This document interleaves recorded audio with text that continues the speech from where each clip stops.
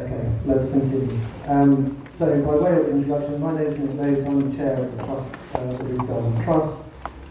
Also with me is Julie Bennett, who's vice chair, Sue Berry, who's the trustee, Rosie Mason, who's the trustee, Tom Dorset, who's the trustee, Simon somewhere at the back, he's the trustee,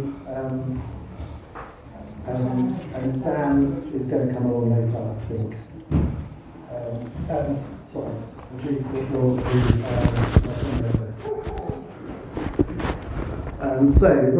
since the November meeting on the 23rd, this is what the trust has been up to.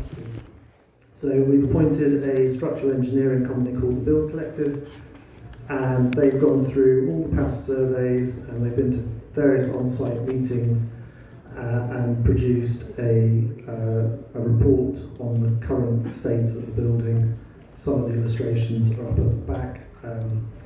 Beth very kindly marked on the accurate drawings of the building where the issues are. Most of them relate, not unsurprisingly, to the clock tower and bits and pieces around the roof. As part of this process, we've also submitted a pre-app to the Cotswold District Council Planning Department, kindly put together by Julia on a pro bono basis. And subsequently, we've had an on-site meeting with the Conservation Officer, who came out remarkably quickly. We've also completed, which hopefully most of you have completed, a community survey of residents, just to find out how you use the hall, what you'd like to use it for, what the problems are, what could be better, and we'll come on to that a bit later. We also had a meeting with between the Trust and the Town Council to bring the Town Council up to speed in terms of our current thinking. We've made a grant application to the Town Council for some of the money that they'd already approved to give us in order to make some headway getting on with some of the work that's needed. We've met with Walden Architects and appointed them to help us with the next phase of work that's required. We had a couple of weeks ago an external survey of the clock tower with the respected experts such as the oak timber specialist, Smith of Derby, the clock makers and restorers, Beth obviously the structural engineer, Heritage roofing contractors, and we've got another on-site meeting with a heritage consultant and the oak timber specialist, architects and carver on this Friday, and they're going to put a tower up in here and they're going to have an internal inspection of the clock tower. So our meeting with the Conservation Officer was very helpful, fruitful. There were some primary things that we wanted to find out and get some opinion on as to what we can and can't do. There are other things that are future things, which again we were just trying to take the opportunity to find out the art of the possible. So the key thing, obviously, roofing material. Various people asked questions about whether it has to be like for like, whether it could be slates, whether it could be cheaper, lighter, different materials. His view was categorical in that it had to be like for like, it had to be Cotswold stone, it couldn't be fake Cotswold stone, it had to be the real deal. We also talked about insulation, and there are issues about that. We'd obviously like to put insulation in the roof. If we're taking all the roof off at some point, it would seem like a missed opportunity not to do that. The question is whether you put it in externally or internally, and that's something we've got to resolve. Obviously, we want to make the building more accessible. There shouldn't be any hindrance to anybody within the community getting into this building, either downstairs or upstairs. So there's some questions and issues about accessibility. A future thought is how can we solve some of the problems regarding space and storage that the building has. And one of our thinking, or part of our thinking is, would it be possible to annex the public toilets to the north of the building, which would provide an access point facing into the town rather than away from the town. And obviously we would take on some of the responsibility for offering a public toilet service as well. So it's just a way of giving us more space. We long held the belief that we need to put a lift in to ease access and provide people hiring the hall with an easier way to get stuff upstairs. And it came out in the survey as a large people requesting that. Again, new stairs at the back. The stairs at the back are too narrow, and that restricts the capacity upstairs. If the stairs are wider, we can get more people in. We can make it can be more economically viable. Tim Screen, he was very keen to leave as it is. The tie bars. The structural engineer has said that basically previously people have said the walls are bowing outwards. The reality is it's minuscule, the amount of, they are pushing out slightly, but it's like a millimetre. And so she's suggesting putting in additional tie bars like the two that we've got, different style, but just as a precaution. And then the conservation officer said actually we should consider secondary glazing up here in order to help energy efficiency. So out of those discussions, obviously our primary, what we want to see happen sooner rather than later is any way to get rid of the scaffold from around the building. Fixing the roof is a long-term problem. It's going to cost a lot of money, and the lead time for getting the materials is extensive. So we're talking, just to get, even if we have the money, it's going to take 12 to 14 months to get the tiles to do the roof. So we want to lose the scaffold as soon as we possibly can. So in working with Heritage Roofing, they've found a contractor who will net the roof. So they will put netting over the roof, and that will secure any tiles that fall off or slip will be caught by the netting, and therefore we don't need the scaffolding. Prior to the netting going off, we'll do a remedial fix on the roof so it's as solid as it can be. It's not going to look particularly pretty, it's going to look prettier than the scaffold. So we're quite keen to get on with that, and at the same time we're also quite keen to solve the issues regarding the clock tower, because that's where most of the water ingress comes from. And so there is a question, and this hopefully will be answered tomorrow, as to whether or not the clock tower should come first, or the roof or the netting should be done first. And so we'll have an answer. Depending on the outcome of that, and we also need to get permission from the conservation officer in order to net it. He originally said he wanted full planning permission for the roof before that happened, but I think in working with the architects and the heritage consultant, there might be an opportunity for him to permit it to go ahead on the basis that at some point in the future the roof's going to get sorted. So as soon as he gives that okay, it will take, there's a lead time for the netters of 3 weeks. So if he said okay tomorrow, it'll be 3 weeks time before it can be netted, and therefore you're looking at about a month before the scaffold comes down. It's obviously going to take slightly longer than that, because I doubt whether we'll get the okay tomorrow, but that's what we're aiming for. And that's the cost for doing the netting and the repairs.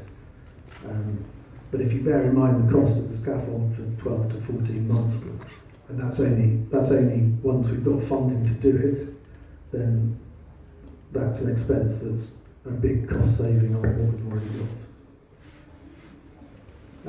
So the clock restoration, the details on the drawings, we've hired Walden as a project manager. There is this question of whether the tower has to be removed. timber specialist said it would be easier to remove it and do the work off site. Conservation officers quite keen for it to be done in situ, so we've got a bit of a debate to be had there. Smith and Derby will come and they'll take all the clock faces out, they'll take the clock mechanism out, they'll take all the control arms out, and they'll restore the whole thing, and they will put it in storage in their facility until it's ready, until the clock tower is fixed and it's ready to go back in. Obviously, to do work on the clock tower, it's going to need listed building consent, and it will require a scaffold tower, which will be erected on the west side. It'll go up, and there'll be 3 levels around the clock tower in order to provide access. That's me, sorry. Help yourself.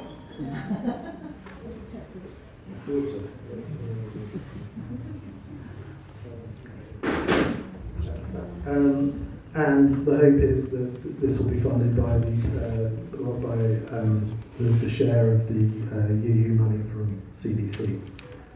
And the aim is to, again, crack on with it as soon as we have the relative permissions and consents and a methodology from the experts. So further afield, further into the future, we want to make the hall available for the whole town. It's really important that it can pay its way. It has to be economically viable. Not everything we do is going to make thousands of pounds.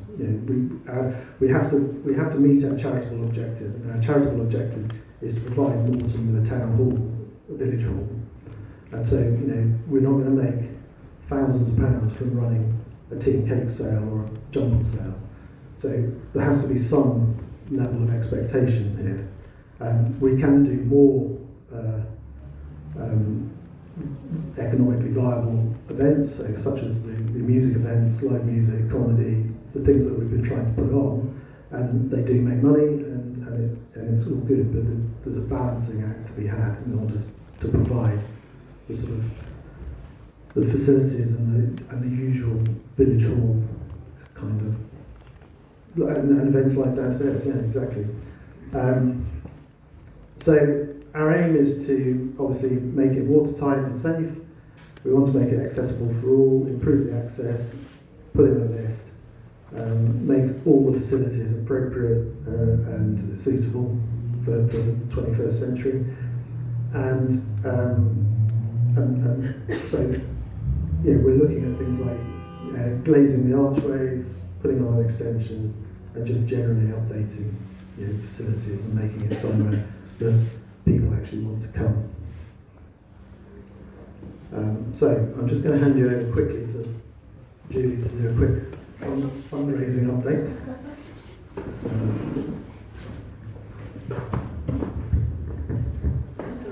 Hello everyone, my name is Julie Crawshaw. I'm a professional, actually I'm a project manager with a background in construction and civil engineering, but as a result of working on lots of heritage schemes, including Shakespeare's New Place and the RSC and lots of others, I became involved also in a lot of fundraising. So I've become a fundraiser stroke project manager for construction schemes, and my passion is more for heritage schemes because they are just more interesting than modern projects. So how is this going to be funded? It's always what everyone says. Well, I usually say first how much it's going to cost, and I'm not going to tell you that because I don't know, but it'll probably be $1 million or $2 million. Or whatever, and we mustn't be scared of that because that's what they all cost everywhere, and lots of people succeed in doing this kind of thing, and there's no reason at all why you can't succeed too. So where does the money come from? There are several different sources, and there are obviously things like business sponsorship and major donations from people in the town, and we'd be very grateful if anyone could help us with that. There's events and fundraising, there's things like gift aid that we can perhaps utilise, but ultimately the biggest source of funding is from grants. And there are lots of grant providers out there if you know where to go. Most grant providers have an aim to help in one or two specific areas. and then underneath that there are some other sort of sub groups. The good thing about this project is a heritage scheme, very obviously a heritage scheme, which will appeal to people. In National Lottery Heritage, for example, is an obvious candidate. They want to look at the fabric of historic buildings and help you mend them, so that, and not for the purpose of keeping the public building, but actually so that people can enjoy the heritage. There's a very clear distinction there. They're all about outcomes for people, not about the outcome for a brick wall, for example. So they're the obvious ones, heritage style, but also importantly, this is fundamentally a town hall, village hall area of assembly for you as a community. And so in the same way that a brand new village hall will get funding from areas, from different grants, then you can as well. So you get two bites of the cherry. If you can squeeze sport in there anyhow, I don't know, yoga or anything slightly more, whatever, we'll get that as well. But basically you can see that we've got at least two bites of the cherry, and that will be very helpful. The sooner we raise the funds, the cheaper the whole thing will be, because, and especially for your daughter again, it's been really tricky the last couple of years. We've had really high inflation, and I've been working on a project that's now under construction. But we had the money, and then we didn't have the money because inflation was going up faster than our fundraising, and that was really tricky.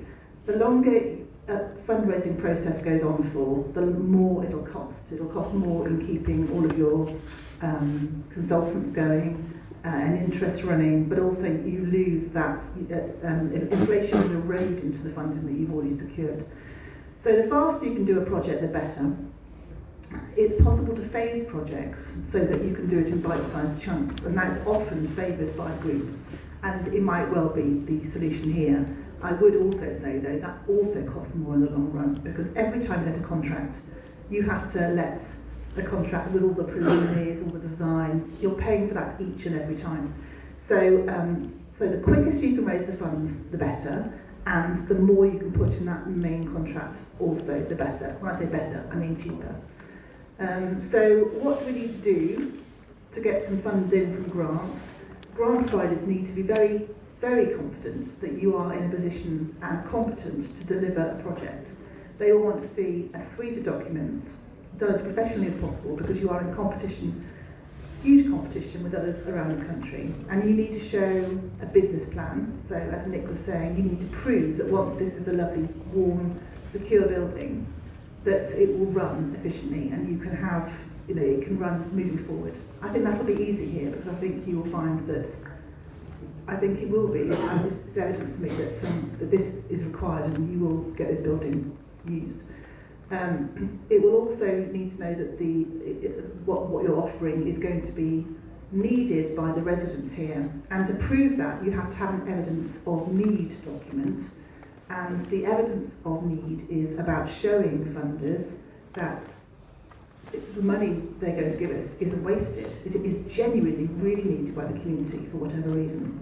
And we needed, that's why we've done the consultation. The consultation has given us that evidence, and now we're about to start analysing that and then putting pen to paper to produce an evidence of need document. And we've already found quite interesting statistics, haven't we, about the demographic of who uses this building. Quite shocking. I was quite shocked by the very, very few children that use this building. I mean, almost negligible, which is extremely unusual for a community building, and a very large proportion of over 70s. And that's fine, but what are those children doing who live here? Why can't they use this building? And we need to make more provision for that. So that's an evidence of need document that will go with the business plan. There also needs to be a funding strategy. So what I've just alluded to in terms of the different types of funding that are available needs to be written down very clearly and shown what we can expect as a proportion from each area of funding to fund this. And also I usually prepare a grant tracker, so we know which funds we're going to go to. There are hundreds of funds out there.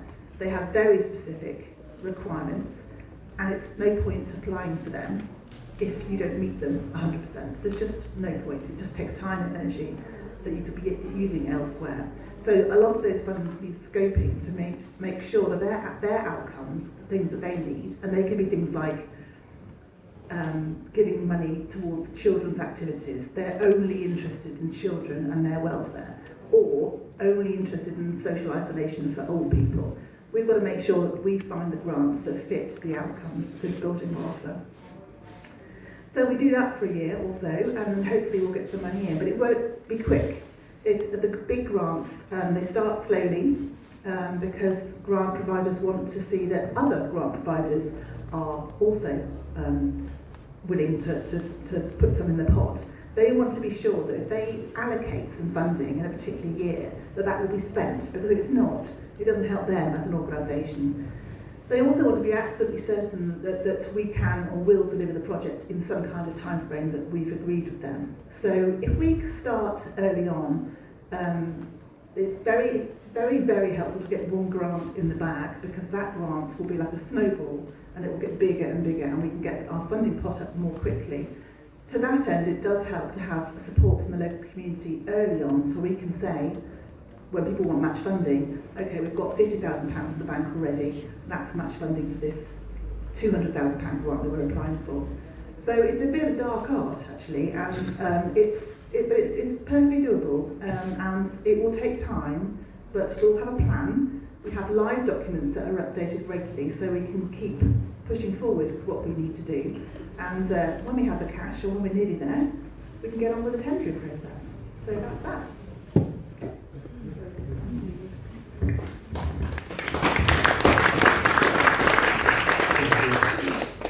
So, Julie mentioned the survey. This is just some of the things that came out of it. We haven't fully analysed all the data yet, and so this is just an indication of some of the things that people are asking for. What's reassuring is a lot of these things we're doing, and a lot of things people are asking for are also things that we want to do anyway, so which is good. One of the most pleasing parts of the survey was basically we had 380 something responses, which equates to over 10% of the survey that was handed out. Out of those 380, I think we had 86 people offering to volunteer and help us, which is remarkable. And it shows, well, to me anyway, it shows there's a definite support within the community for this building and for helping this building get back on its feet. So the plan there is to contact all those people, arrange a meeting, get them to come here, have a chat with them, see what they'd actually like to do, what they mean by offering to volunteer. Those are just a few things that they could help with. And that date is happening on Wednesday, the 27th. So one of the things that came out of the November meeting was we were terrible at communicating. I don't think it's just us. I think a lot of clubs, societies, organisations in Moreton are terrible at communicating. And we're trying to work on that. We're trying to promote the website more. We will, at some point, if I find the time, have a nicely designed MailChimp mailing list, newsletter going out to people. So that basically is pretty much where we're at, what we've been doing. So are there any questions? Could I just ask, all the activities that are going on at the moment, there do seem to be a lot of them. I have to admit I've not been to any, but I'm aware of lots of them going on. Do they cover the day-to-day running costs of the hall, regardless of all the other stuff that needs to be done? So the question was basically, do the events that are being put on cover the running costs, day-to-day running costs, not the extraneous costs that we're incurring? Basically, yes, and they always have. We used to have a member of staff, and we used to generate an annual income of around 25,000, and we had an annual expenditure of something around 23 or something like that. So it's always wiped its face, so to speak. It's just when you're not making any significant extra money, it's very hard to reinvest into the building and sort out some of the long-term issues that have been neglected over the last 30 years.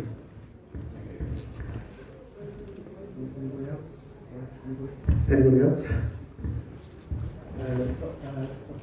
I'll ask the lady at the back first. And then I I'll was take you. at the previous meeting and I'd like to congratulate you on this display. You've obviously been doing a lot since the previous meeting, so I think that's really good actually.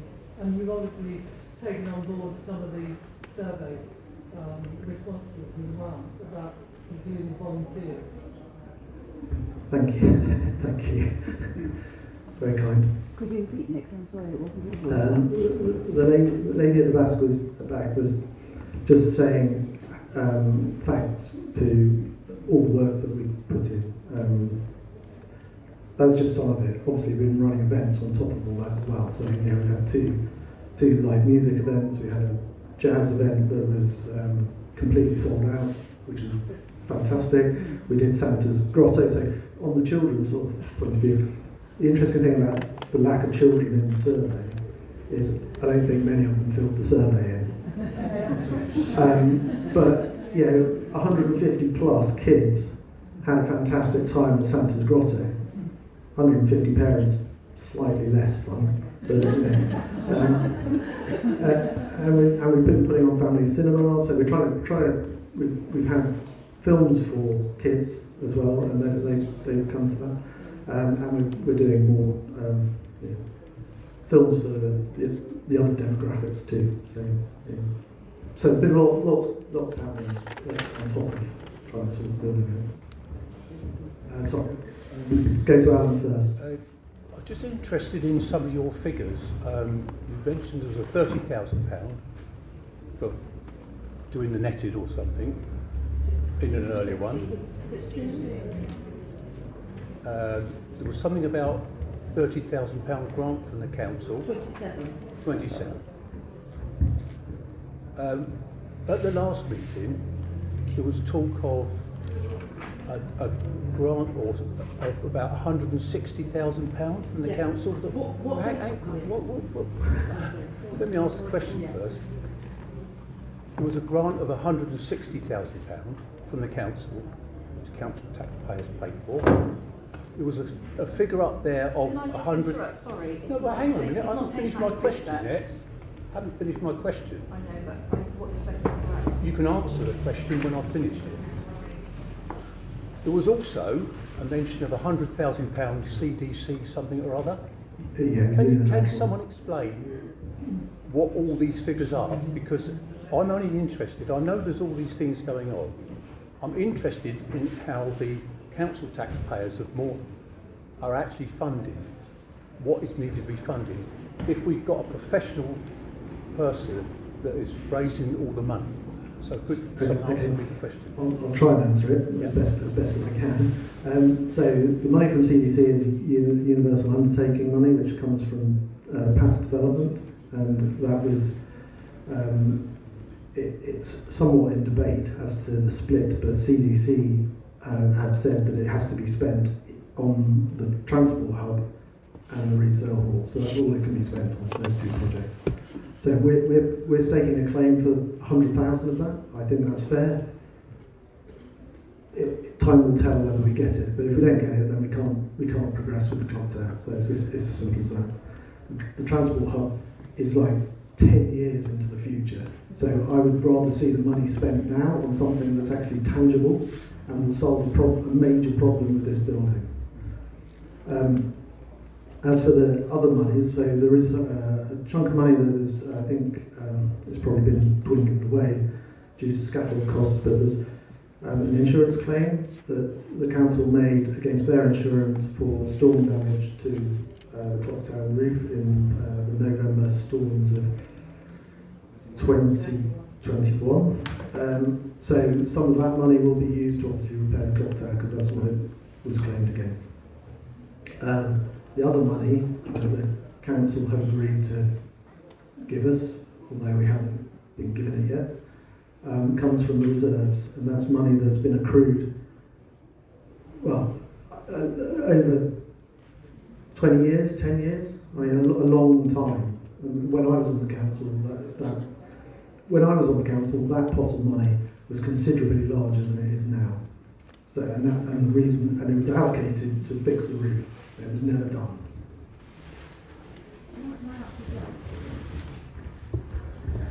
I think there's an interesting point about seeing where the funding is coming from. It's important to note that grant providers will only give us funding if the community shows a degree of support as well. So what I normally do with grants is start very local and move out, because if you're going to the national grant providers first, the first thing they'll say is, what is the parish council, town council, county council, are they putting some money in? And they would absolutely expect them to do that. So why would a national charity not support something the local agencies wouldn't? So it's really important that this is seen as a fundraising exercise. It's absolutely a partnership. It has to be a partnership. Otherwise, it won't happen.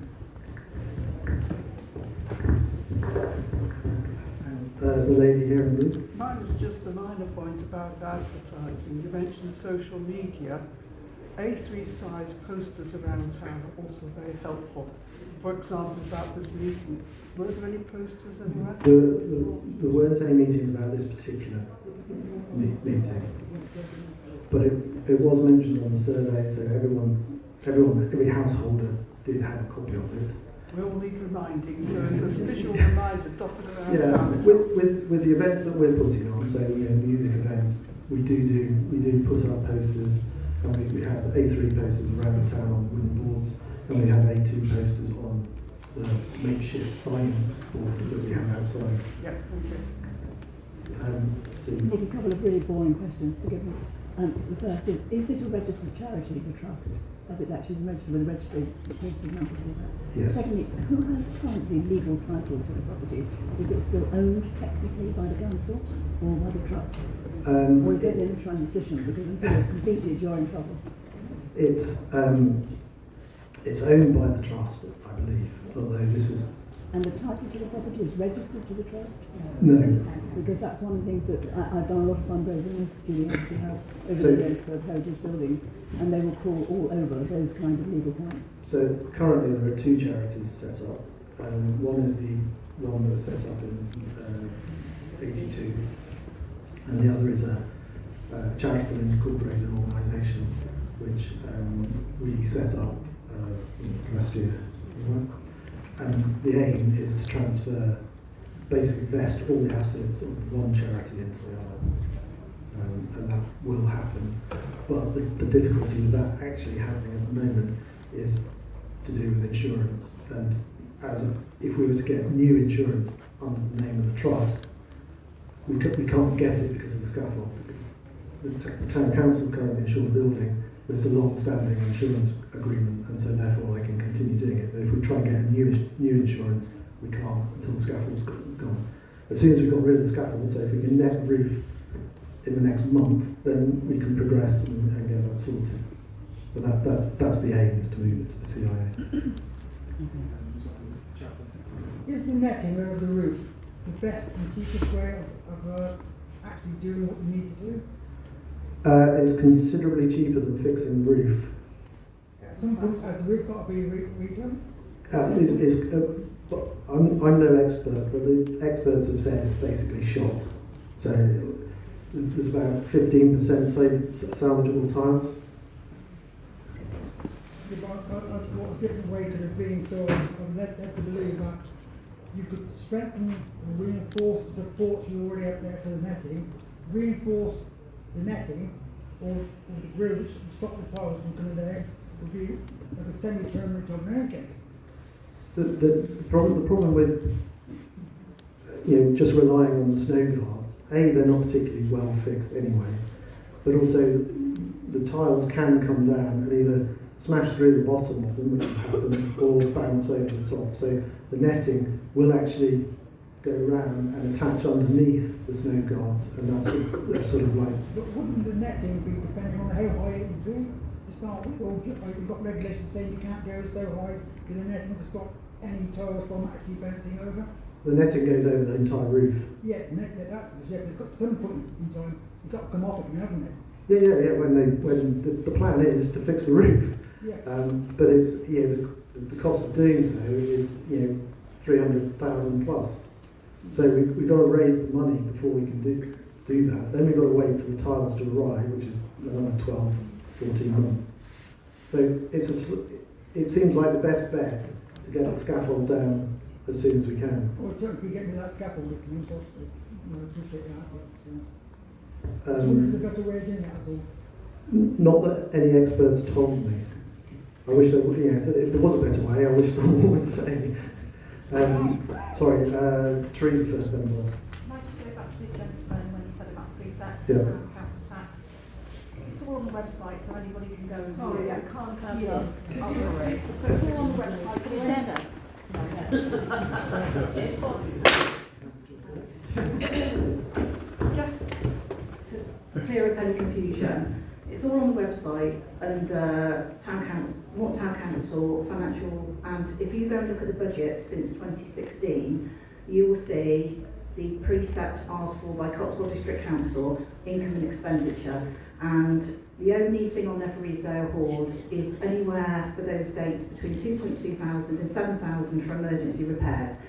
No taxpayer has paid any money, this 300,000 has been handed about. The money has been in council reserves for years. The money was allocated to do the roof. So just be reassured that, I think there's people saying about council tax going up to pay for the roof. It won't, because it's black and white on the council website to see. And you could say, as somebody has asked me, that any excess from the precept would go towards this money that's in reserves. But you'll see, income expenditure, there has been the council spent their money. And like I said, it's all on the council website, but anybody who's going to have a look, it's all in black and white. Bon. I just wanted to mention the road sign. You have conversations with Yes, well, this will be an interesting, this will be seeing if GCC are as good as their word. As Bob pointed out, the road sign is there. It's actually placed, I believe, illegally on the footprint of this building and not on GCC land. Because of the scaffolding, obviously the scaffolding would have obscured the road sign, so the road signs were taken down and fixed to the side of the boarding. I had a word with, can't remember his name,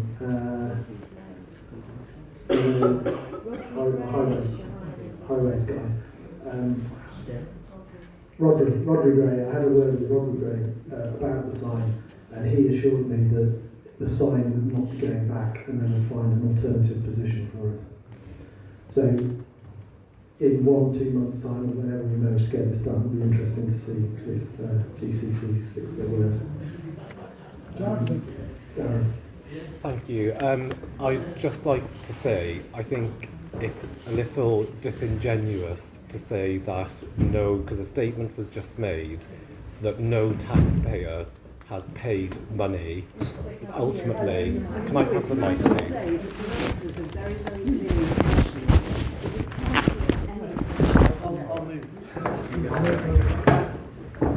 Oh, it's stuck on the table. Does that work? Thank you. I would just like to say, in response to the comment that was made about the precept, I don't think it's reasonable to say that money that is being given to the trust by the town council is not coming from taxpayers. Because the town council has no money of its own, it only has money from taxpayers. So I think we just need to be clear that the figures that are being included here, and they are very significant, it is all money that's coming from taxpayers. For anyone that doesn't know me, I'm a relatively new town councillor. This meeting's obviously not about me, but I've made some attempts that have been alluded to understand the views of the people of the town in terms of the volumes of money that the town council have decided to give to the trust. What that says to me is that it is not, a decided issue, and I don't believe that any councillor stood for election on the basis that they would support the transfer of the volumes of money that we are talking about to the trust. and it's my view that we should seek the consent of the people before we are transferring such large volumes of money to fund a building that is ultimately not publicly owned. Thank you, Darren. That's fine. I'd just like to point out, you need to discuss this between yourselves because it's a council matter. This meeting's about sorting out the best for this building and fixing this building, not you guys having an internal debate. But if comments are made that I don't think are accurate in a public setting, I have to say. Yeah, but you could do that in your own chamber. So, any other questions? Yes, sir. Hi. I'm wondering how much you're taking what the council heritage people say as verbatim, and how much pushback you're giving. Because I've had, it's a much smaller property, but I've had several applications in with the council, and they're doing a very good job, and we all value what they do, protecting the heritage. But sometimes there's a little bit lack of realism and a bit of pushback, especially from appropriate qualified people, can be very helpful, both in saving money and in technical options. I'm very happy to go to. Tell me who it is, I'll go to. Well, the conservation officer has been very positive, I have to say. Seems very excited about the project. He's responded remarkably quickly. So, from putting in the pre-app to coming out was a week. He said that his report was going to take 8 weeks. He gave us his comments within 2 weeks. I was thinking specifically of the original roofing as opposed to artificial roofing. We've got a project manager, we've got an architect on board, and so there has to be, you're right, absolutely right, there has to be a level of pragmatism. This building's got to do what's right for the needs what we need it to do. It can't just be a museum piece. It has to be functional for the 21st century. So part of the team who are coming tomorrow is a heritage consultant who will collaborate with the conservation officer to kind of fight our corner. So hopefully, does that answer the question? Chance. You got any further with the companies that are on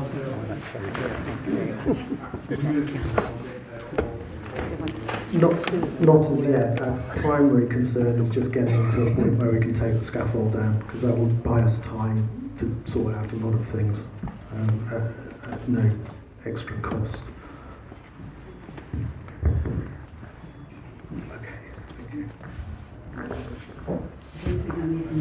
Could I just ask you why it's taking so long? The lady's asking why it's taking so long for the tiles. It's just the lead time. The lead time for securing Cotswold stone tiles, real Cotswold stone tiles, is 12 to 14 months. That's what we've been told. This is coming through a particular roofing contractor who's saying that, but there might be others. We just haven't got to that point yet. Are all the tiles not fit for purpose? Sorry? Are all the tiles on the roof not fit for purpose? Bar 15%. Amazingly, considering it's a stone estate, very pegged in. Yeah, I think the problem is caused by the traffic. So they're breaking at the corners. So each slate has 2 holes through it, and it's pegged on. I think the vibration from constant articulated lorries coming so close to this building is snapping them off, and that's why this side of the building is worse than that.